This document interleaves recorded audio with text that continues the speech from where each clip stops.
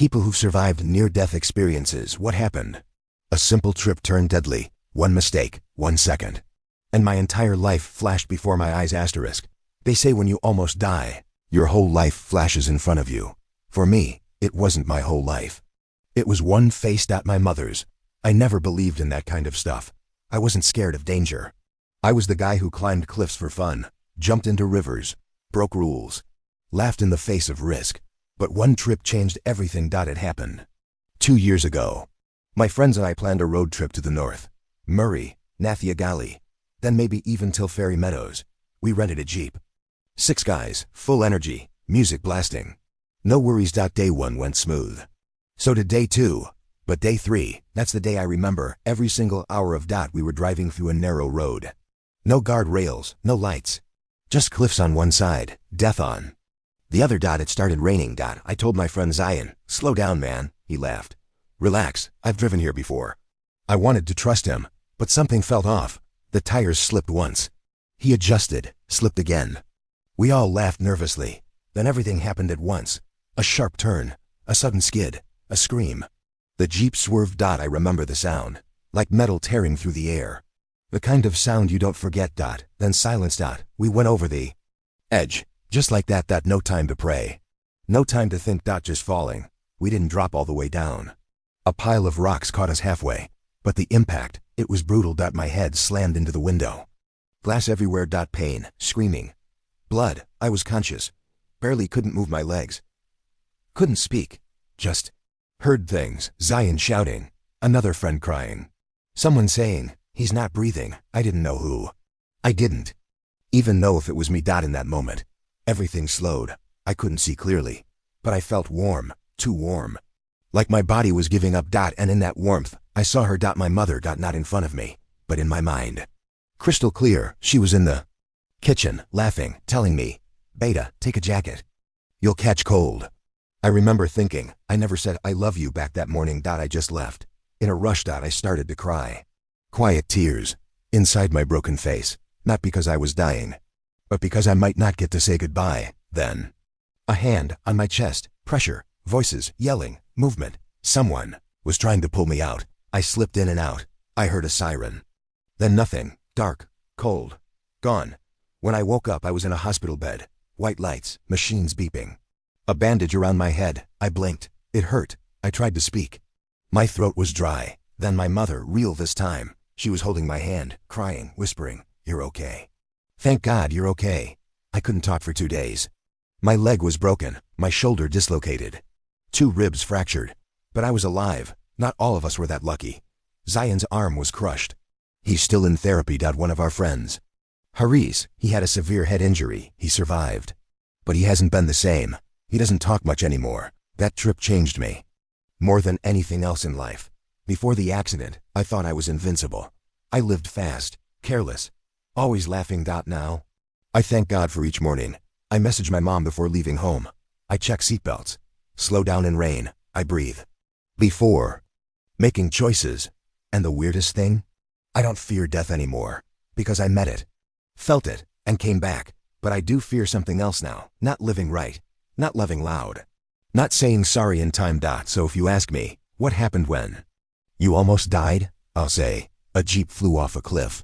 But what shattered most was my ignorance. I came back. Different, quieter, more grateful. Alive. Asterisk. It's been 1 year, 12 months, 365 days. But the crash still plays in my head like it happened yesterday. Every time I hear tires screech, I flinch. Every time it rains, I feel that cold fear again. People think you just heal, that bones mend, wounds close, life moves on, but trauma doesn't go away. It sits, quiet, until something shakes it awake. A week before the anniversary, Zion messaged, "And Neil, okay bro?" I replied, trying to be. Then he wrote something that made my hands sweat. "Let's go back to the spot, close the loop." My first reaction was no, absolutely not. I never wanted to see that place again. But then, something inside me whispered, maybe I need to. We called the others.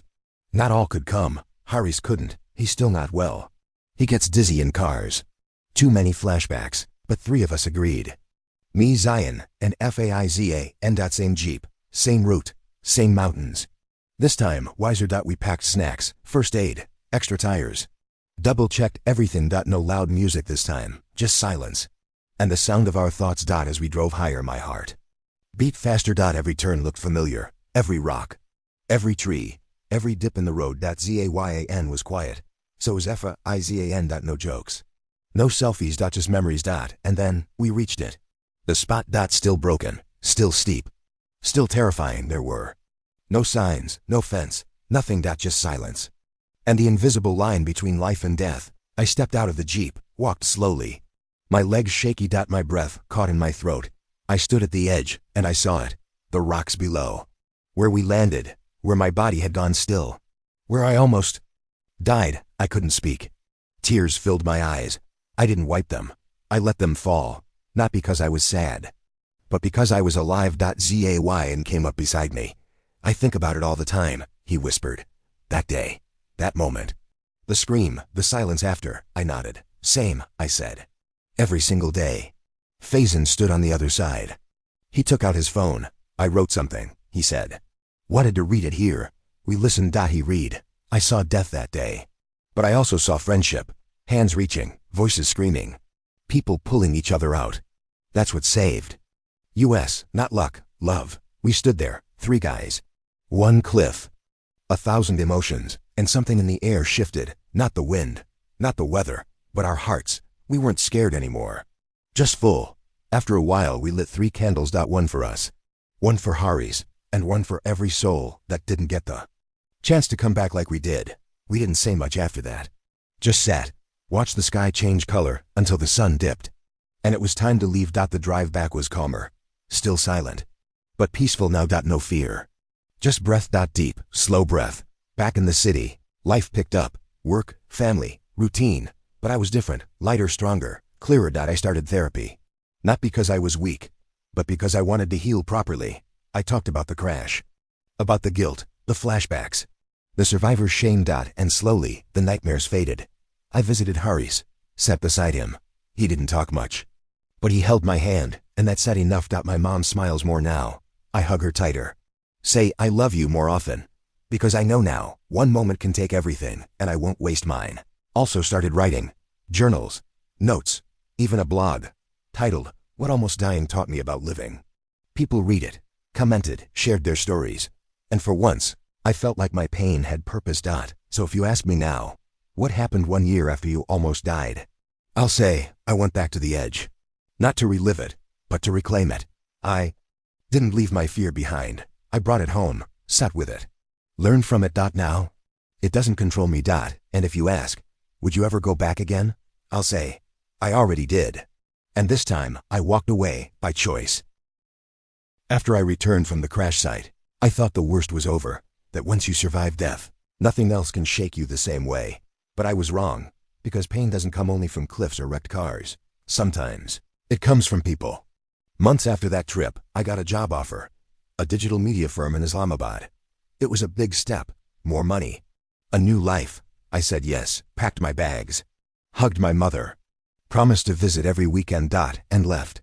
I moved into a small flat, quiet, neat, just enough for one person. New city. New routine, new beginnings. I felt like I was finally in control. Like life was giving me another chance. Work was great. The team liked me. I made new friends. Went to the gym. Cooked my own food. I even started sleeping better. The crash dreams faded. I thought, this is what peace feels like. Then I met her. Sana. She was part of the graphic team. Confident, funny, smart. The kind of person who made you forget your past. With just one laugh. We started talking during a lunch break. She asked what brought me to Islamabad. I told her. Not everything, but the basics. She listened. Really listened, and then said, you don't look like a guy who's been through hell. I smiled. Maybe because I finally got out of it. We started talking more. Then texting. Then calling. A month later, we were dating. It felt natural. Right. Like maybe this time, I wouldn't lose something I loved. Sana was strong. But she had her scars too. She had a toxic ex who stalked her after their breakup. She never told me the full story, only said, he didn't like letting go. I respected that, didn't push, but told her, you're safe now. I won't hurt you. Everything was going well. Until one night, things changed. We were walking home from a late dinner. joking, holding hands, sharing fries, when a black car pulled up beside us. A man stepped out, tall, heavy, angry. Sana froze. I saw her face turn pale. She whispered, "It's him." Before I could react, he grabbed her arm. Hard. I shoved him back. He shoved me harder. I stumbled, but stood back up. "This your new guy?" he yelled. "She's mine. You don't know what she's like." I stepped between them. "Leave now." His eyes darkened. "You don't want this fight." I replied, "I already survived death once. I'm not afraid of you." He paused, then swung. His punch hit my jaw. I fell. My head hit the ground. Flashes pain. That same warm feeling I'd felt during the crash. But this time, I didn't go quiet. I screamed. Not from fear, but rage. People rushed in. Pulled him away. Someone called the police. He was arrested. Charged. At the hospital, I had stitches, a mild concussion. Bruised ribs, but I was okay. Not broken. Not dying. Just bruised. And this time, I remembered to call my mother first. She cried. Then prayed. Then came to stay with me for a week. Her presence felt like air. Soft, familiar, healing. Sana couldn't stop crying. "I'm so sorry," she said. "This is all my fault." I looked at her, black eye and trembling lips, and told her, "No, it's not. He chose violence. You chose healing. That matters." For a while, I thought of leaving again. Changing cities, quitting. But then I remembered, running didn't save me last time. It was facing things that did. So I stayed. Started therapy again. This time for anger. For fear. For the voice in my head that whispered, "What if next time you don't survive?" And slowly it faded. The nightmares lessened. The bruises healed. The fear quieted. One evening, I was standing on my balcony, watching rain fall, and I realized something. I didn't survive death once. I survived it twice. First on a cliff. Then on a street. Both times, it tried to take something from me. My body. My peace. But I held on. Because now I know what matters. Love. Truth. Courage. And the choice to keep going, even when everything inside you wants to stop. So if you ask me now, do near-death experiences change you forever? I'll say, yes. Not because they kill something in you, but because they wake something up. A fire, a purpose.